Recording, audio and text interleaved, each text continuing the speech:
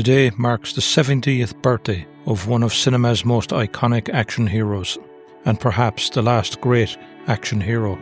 Today, Bruce Willis turns 70 years young. Born Walter Bruce Willis on March 19, 1955 in Idar-Oberstein, West Germany, Bruce Willis is an iconic American actor best known for his roles in action films, particularly as John McClane in the Die Hard series. He started his career in television, gaining fame as David Addison Jr. in the 1980s comedy drama Moonlighting, which ran from 1985 to 89. His success on TV transitioned into a blockbuster film career, starting with Die Hard in 1988, which solidified him as an action star.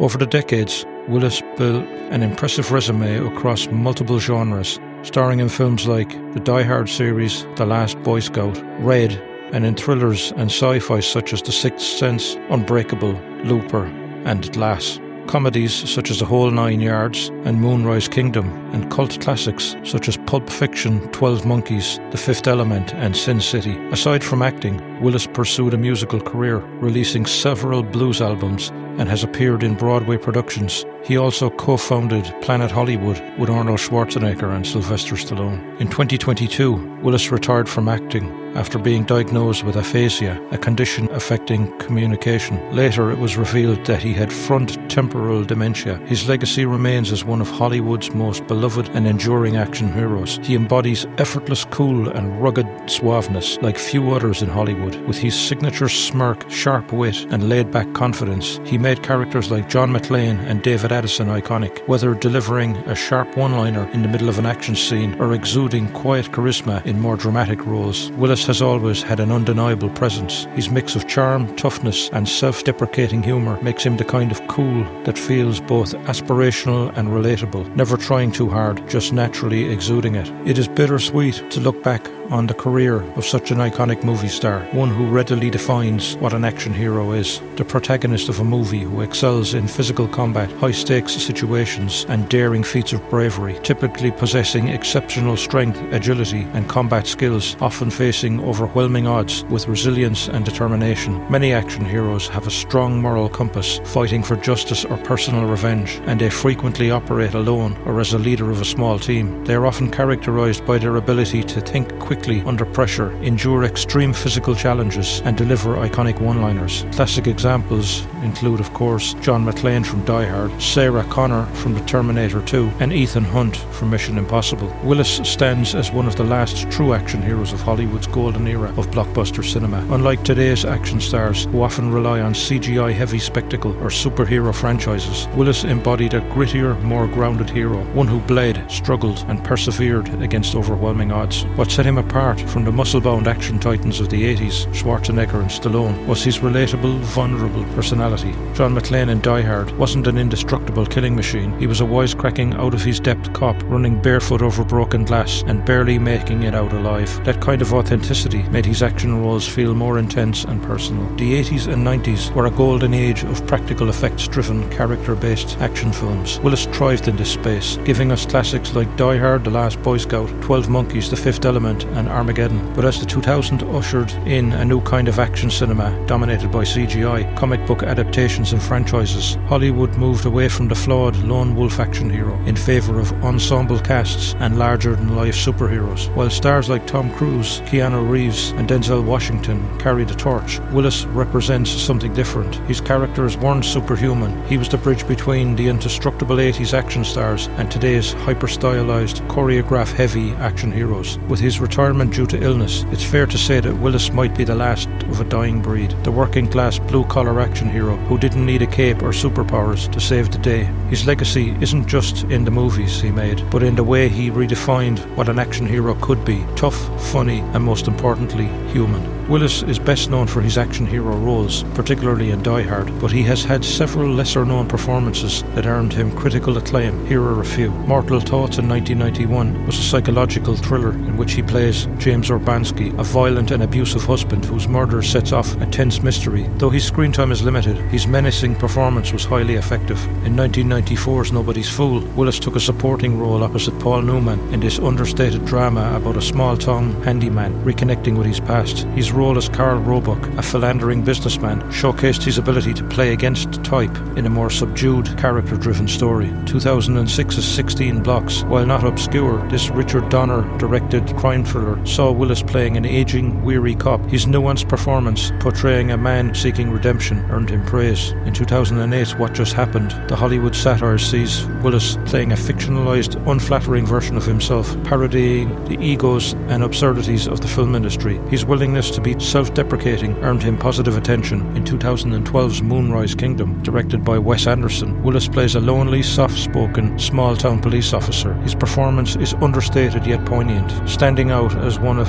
his most emotionally rich roles. In 2012, Looper was a commercial success. Willis's performance as an older version of Joseph Gordon-Levitt was layered with depth and vulnerability, showing a more emotional side of him than his usual action roles. These roles demonstrate that beyond his action hero persona, Willis had a strong range as an actor, capable of subtlety and complexity. In 1989, he played a Vietnam vet in a movie called In Country. Willis plays Emmett Smith, a traumatized veteran struggling with the lingering effects of the war while helping his niece understand her father's past. It was one of his first serious dramatic roles, and he delivered a subdued emotional performance that surprised critics who mostly knew him from Moonlighting at the time. In 1999, Breakfast of Champions, the offbeat adaptation of Kurt Vonnegut's novel, sees Willis as Dwayne Hoover, a mentally unstable car dealer whose life is unraveling. The film was divisive, but Willis's willingness to take on such a strange and challenging role was noted by critics, even if the movie itself wasn't widely praised. In 2002, Heart's War, a World War II drama, sees Willis play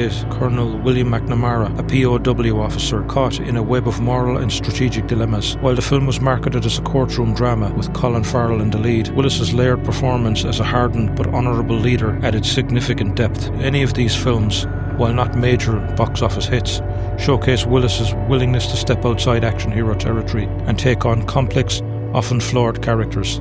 His comic abilities were also a huge part of his early career and remained a defining feature even in his action roles. His sharp timing, dry wit, and effortless charm made him a standout in both television and film. His breakthrough role as a private detective called David Addison in Moonlighting was a masterclass in fast-paced screwball comedy. The show's witty, rapid-fire dialogue, often improvised by Willis, and his undeniable chemistry with Sybil Shepherd made him a TV star. His playful energy and self-aware humour helped redefine the traditional leading man. In 1987's Blind Date, Willis's first major film role was in the Blake Edwards rom-com, playing an everyman who goes on a disastrous date with Kim Basinger's character. His comedic instincts, especially in physical humour and reactionary comedy, were on full display. Even in Die Hard, Willis brought humour to John McClane, setting him apart from the stoic action heroes of the time. His sarcastic quips, like "Welcome to the party, pal," made McClane feel more human and relatable. He carried this blend of action and comedy through The Last Boy Scout, Hudson Hawk, and Red in 2010, always balancing tough guy bravado with self-deprecating humour. His role as hitman Jimmy the Tulip Tedeschi in The Whole 9 Yards and The Whole 10 Yards showcased his ability to mix deadpan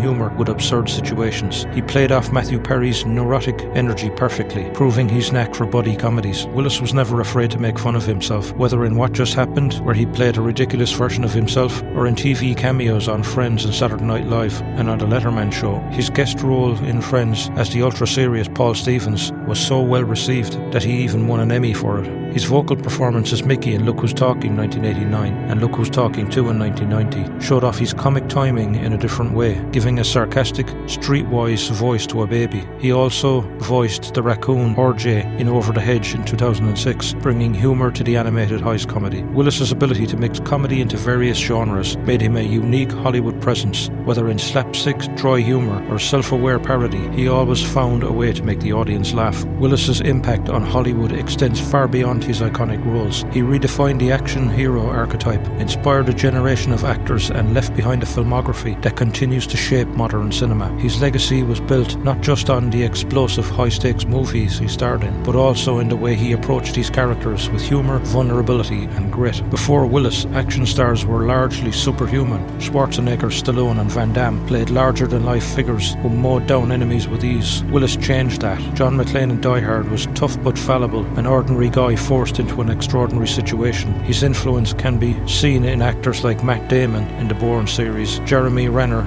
in The Hurt Locker in Mission Impossible and Ryan Reynolds in Deadpool, Willis mastered the balance between being an intense action star and a likeable, wisecracking lead. This approach influenced actors like Chris Pratt in Guardians of the Galaxy and Jurassic World, Robert Downey Jr. in Iron Man, and Dwayne Johnson in many of his action movies. Willis wasn't just an action star, he successfully blended genres from sci-fi to psychological thrillers. This willingness to experiment paved the way for actors to move fluidly between genres, as seen in Leonardo DiCaprio in Inception and The Revenant, Jake Gyllenhaal in Nightcrawlers, and Tom Hardy in Mad Max, Fury Road and Venom. His legacy may very well serve as a blueprint for modern action films. Die Hard 1988 is arguably the most influential action film of all time. It established the lone hero versus overwhelming odds formula, leading to countless imitators: Speed, Air Force One and Taken. Even today, new movies are pitched as Die Hard on a plane, boat, an island, a testament to its lasting impact.